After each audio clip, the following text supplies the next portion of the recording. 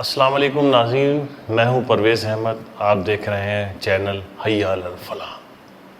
ہم اپنے ان نوجوان دوستوں کے لیے، نئی پیڑھی، ان بچوں کے لیے یہ خاص سیریز چلا رہے ہیں جس میں ہم ان کو روبرو کرانے کی کوشش کر رہے ہیں۔ ہماری چھوٹی سی کوشش ہے کہ ہمارے جو نبی اور رسول گزرے ہیں، جو اللہ کے میسنجرز تھے، جنہوں نے پیغام دیا، جنہوں نے اللہ تک پہنچنے کا پیغام دیا، ہم ان کے بارے میں حضرت آدم علیہ السلام سے لے کر ختم نبوت یعنی احمد مصطفیٰ محمد الرسول اللہ صلی اللہ علیہ وسلم تک کا یہ سلسلہ بتانے کی کوشش کر رہے ہیں، جو ثابت قرآن ہیں وہاں سے۔ تو ہماری اس کوشش کے لیے دعا کیجیے، ہمیں دعاؤں سے نوازیے گا۔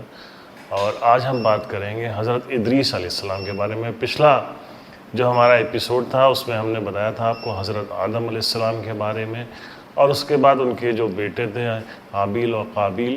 اب تیسری جو ان کی نسل تھی آگے، اس کے بارے میں بتائیں گے، گرینڈ سنس آف حضرت آدم علیہ السلام یعنی کہ حضرت ادریس علیہ السلام کے بارے میں۔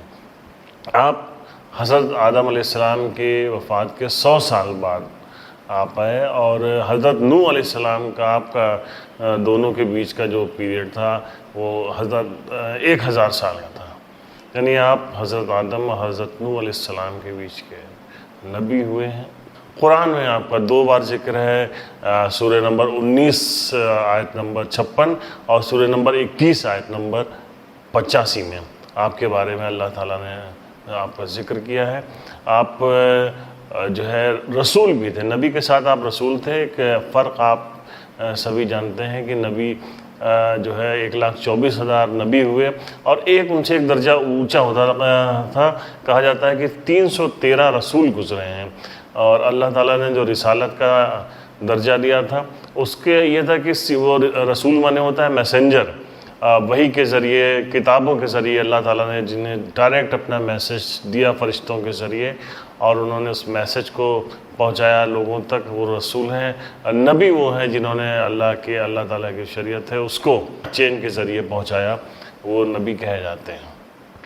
تو حضرت ادریس علیہ السلام جو ہے وہ بیبلونیا، جو اب عراق علاقہ کہلاتا ہے، وہاں پہ آپ آئے تھے۔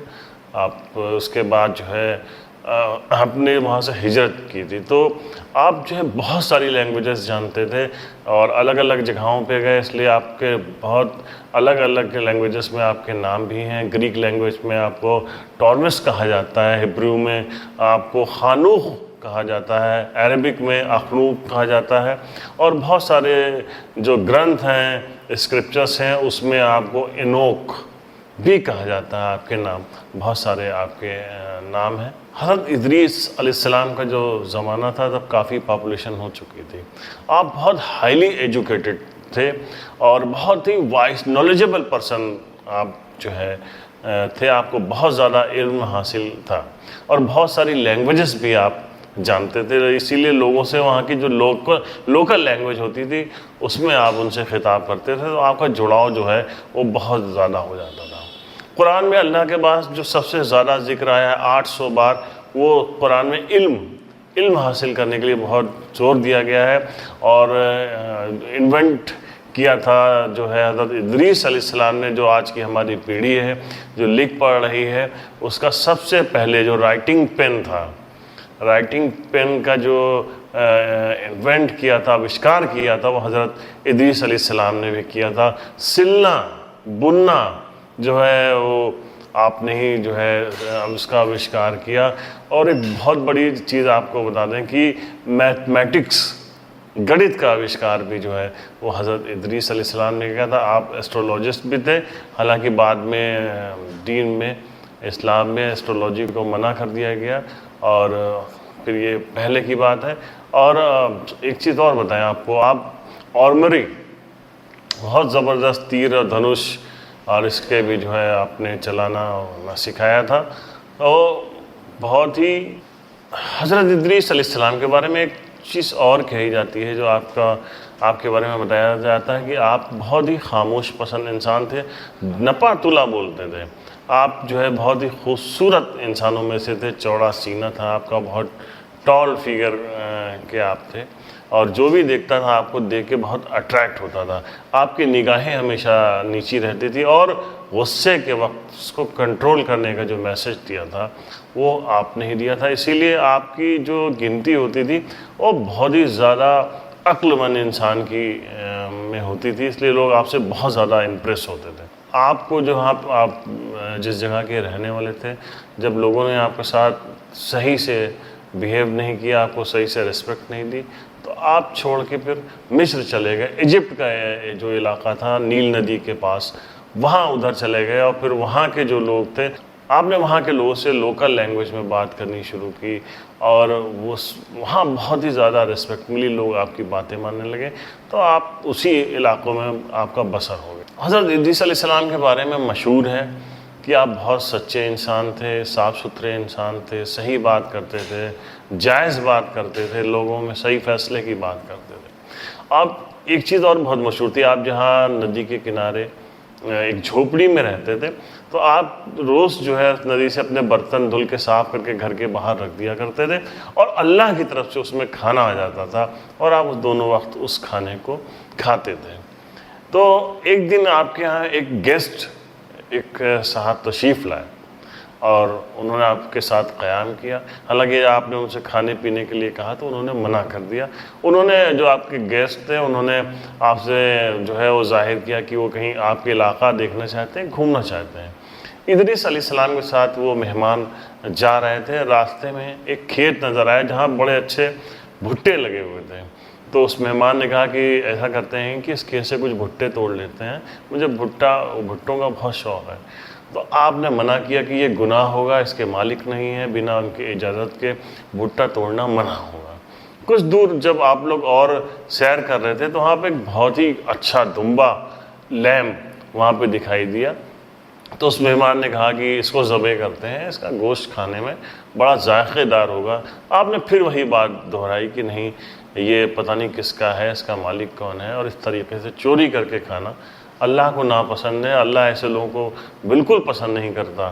تو وہ بہت خوش ہوئے, حالانکہ وہ اللہ کی طرف سے بھیجا گیا ہوا ایک فرشتہ ہے, اسی لیے وہ کچھ کھا پی بھی نہیں رہا. تو وہ جو مہمان تھا وہ لوٹ کے جب آیا تو اس نے حضرت ادریس علیہ السلام سے اس بات کا خلاصہ کیا کہ وہ ایک فرشتہ ہے اور اسے اللہ نے بھیجا ہے.